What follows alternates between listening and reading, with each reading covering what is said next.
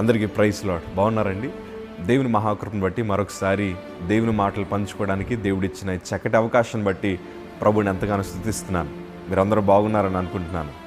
ఇవాళ మన జీవితంలో మనం ఎప్పుడు ఆశిస్తూ ఉంటాం, మనశ్శాంతిగా బ్రతకాలి ప్రభా, పీస్ ఆఫ్ మైండ్ నాకు ఉండాలి అని మనం చాలాసార్లు ప్రార్థన చేస్తున్నాం. కానీ మన లైఫ్లో పీస్ ఆఫ్ మైండ్ కానీ, మనశ్శాంతి కానీ, సంతోషం కానీ ఉండలేకపోతున్నాం. ఎందుకో తెలుసా? దేవుడు ఏదైతే చెప్పారో దాన్ని మనం పాటించలేకపోతున్నాం. ఎందుకు ఈ మాట అంటున్నానంటే, దావీదు రాసిన కీర్తనలో మొదటి భాగంలో ఈ మాట రాయబడి ఉంటుంది.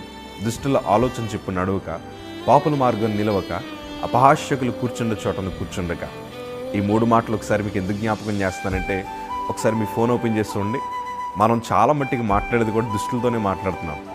లోకరీత్యా సంభాషణలు చేసేవారితోనే మనం మాట్లాడుతున్నాం. మన సహవాసులు కూడా చాలామంది ఎలా ఉన్నారంటే, బ్యాడ్ హ్యాబిట్స్ కలిగిన వారితో మనం సహవాసం చేస్తున్నాం. అందుకే ఇవాళ మనము దేవుడిస్తున్న అసలైన ఆశీర్వాదాలు మనం అనుభవించలేకపోతున్నాం. మన సర్కిల్ దేవునికి మనల్ని దూరం చేస్తుంది. మన ఫ్రెండ్ సర్కిల్ మనం పాజిటివ్గా బ్రతకకుండా చేస్తుంది. ఇవాళ ఆ పాపులని, దుష్టులని, అపహాస్యకుల్ని మనం దూరం పెట్టి ఏం చేయాలి తెలుసా?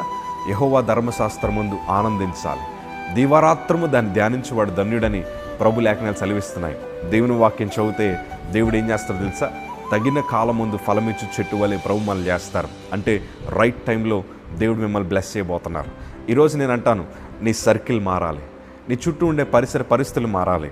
దేవునితో ఒక మంచి సంబంధాన్ని నువ్వు ఏర్పాటు చేసుకోగలిగితే you are going to be blessed in right time. So ఇవాళ ఒక మంచి నిర్ణయం తీసుకోవాల్సిన బాధ్యత నీ చేతిలోనే ఉంది. సో ఇవాళ ఆ దుష్టుల్ని, పాపులని, అపహాస్యకులను దూరం పెట్టి నువ్వు దేవునితో సహవాసం చేయగలిగితే ఇంకా ఎవ్వరూ నీ దీవెనలు ఆపలేరు. So you're going to be very blessed and you're going to be the strongest believer. ఈ కడవరి దినంలో ప్రభు నిన్ను చాలా గొప్పగా వాడుకోబోతున్నాడు. God bless you.